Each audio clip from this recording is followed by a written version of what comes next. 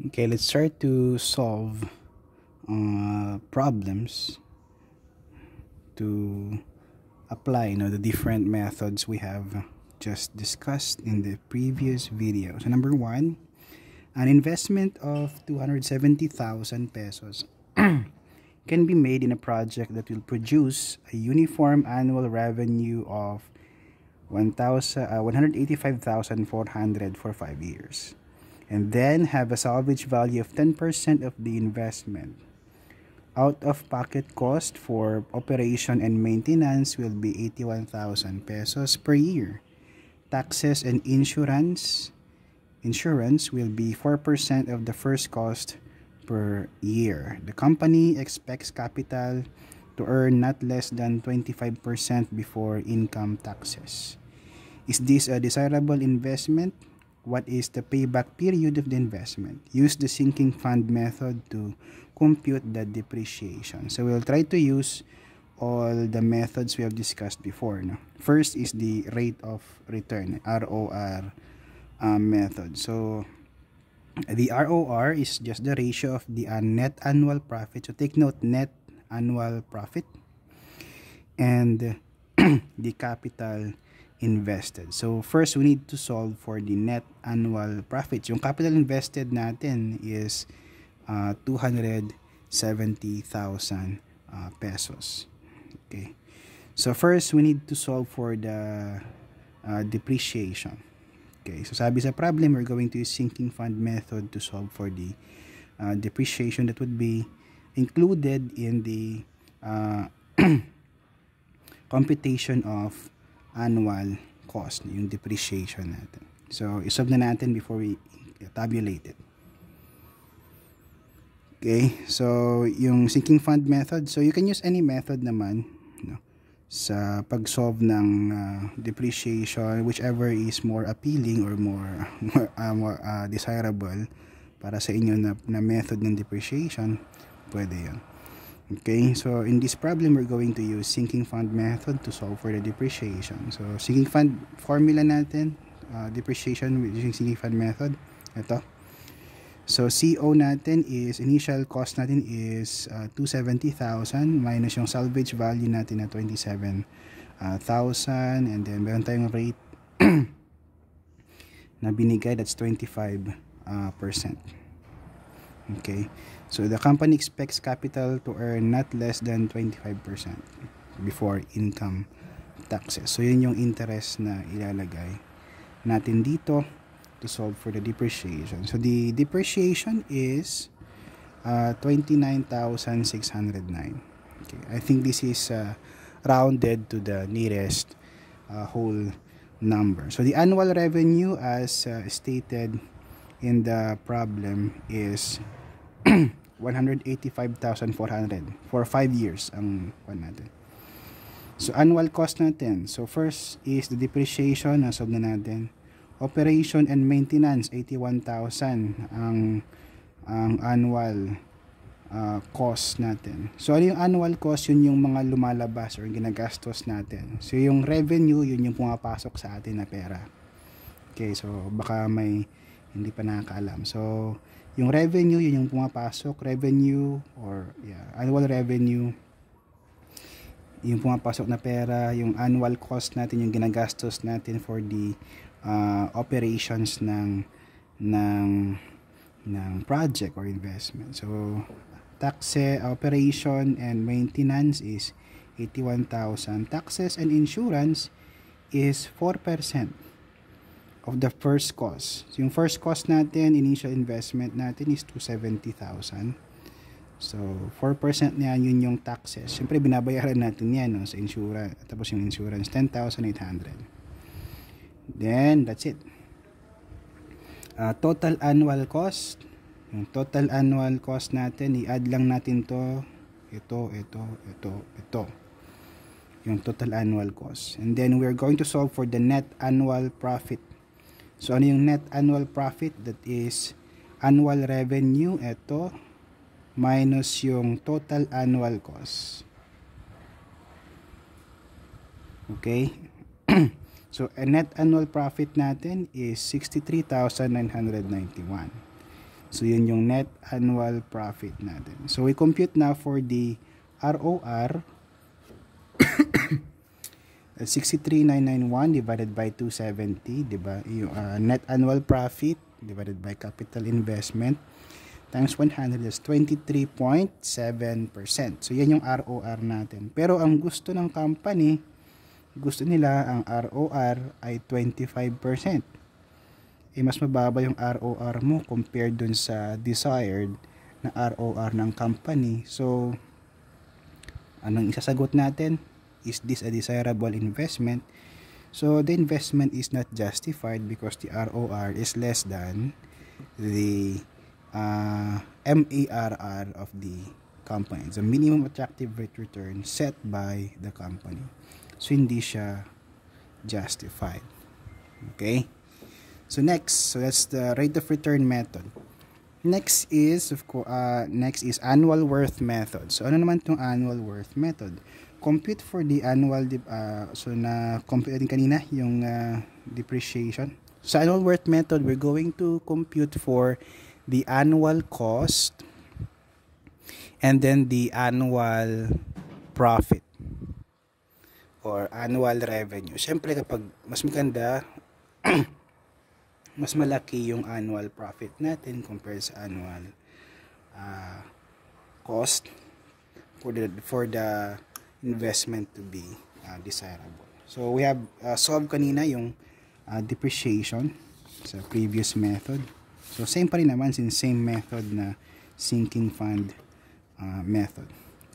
Then, we compute for the annual revenue. Annual revenue is 185,400. Annual cost natin is depreciation and operation and maintenance, taxes and insurance, similar kanina. Taxes and insurance is 4% of the initial cost, that's 10,800. And interest on capital. Okay. Interest on capital is 25. Di ba ito yung desirable na ROR natin? Okay. So, every year, ito dapat yung kinikita ko from the capital investment. So, dapat every year, ito yung meron akong 67,500 na kinikita every year. So, idadagdag natin yan. So, dapat yun, i-include natin yan sa annual cost because yun yung dapat i-maintain natin na profit, no, para maging desirable yung yung investment. Okay? So, include natin yan sa annual cost. Na i-compare natin yung annual revenue and annual cost. So, we total natin yung annual cost. Okay. Ayan. And then, we subtract. So, annual revenue minus annual cost.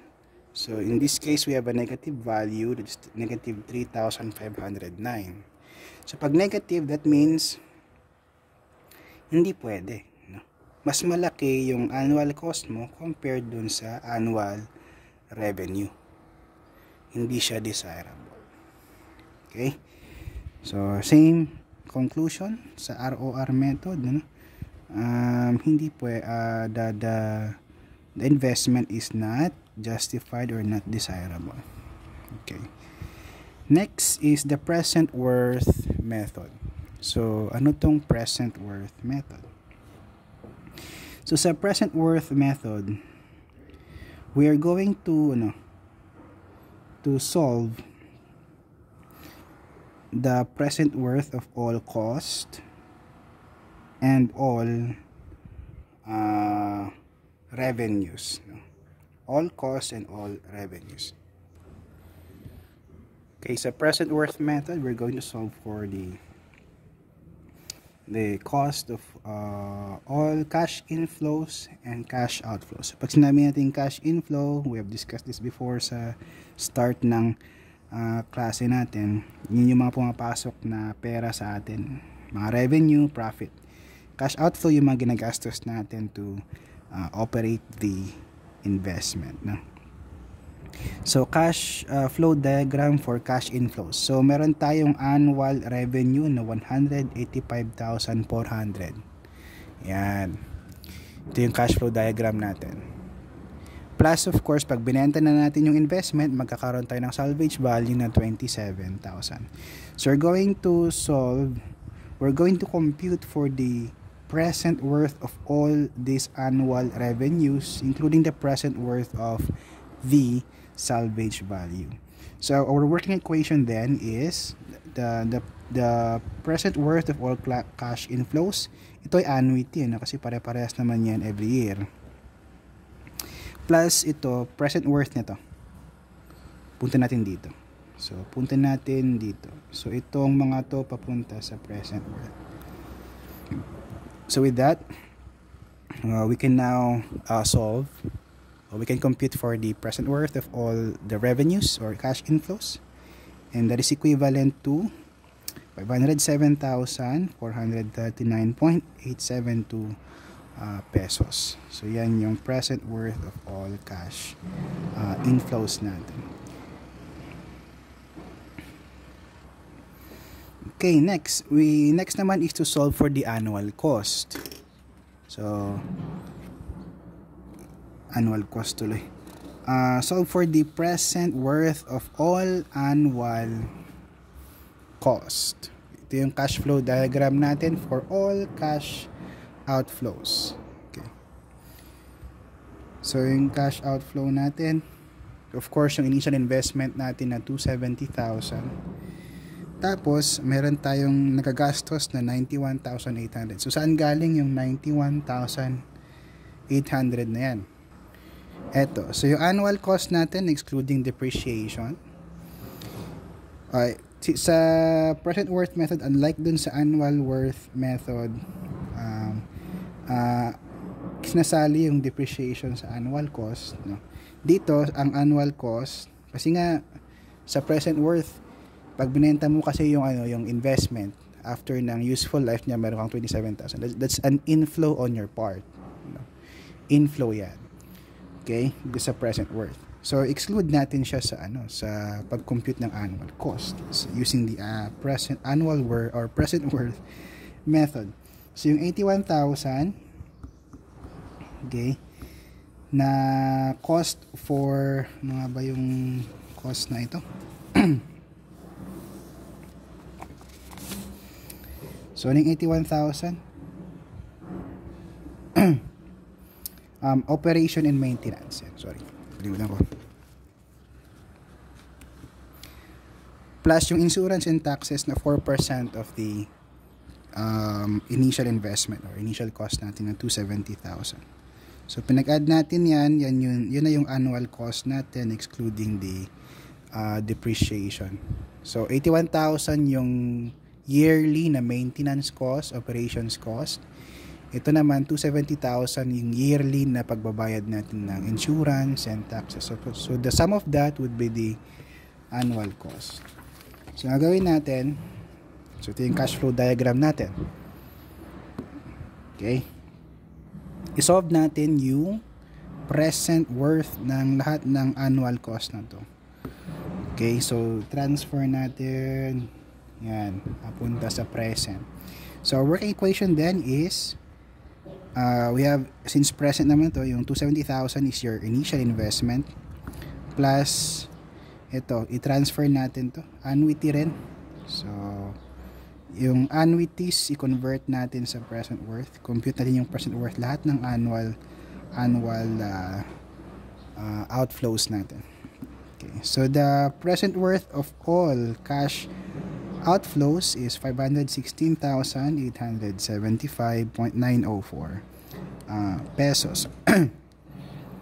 So present worth of net cash flows. So i-compare lang natin yung present worth ng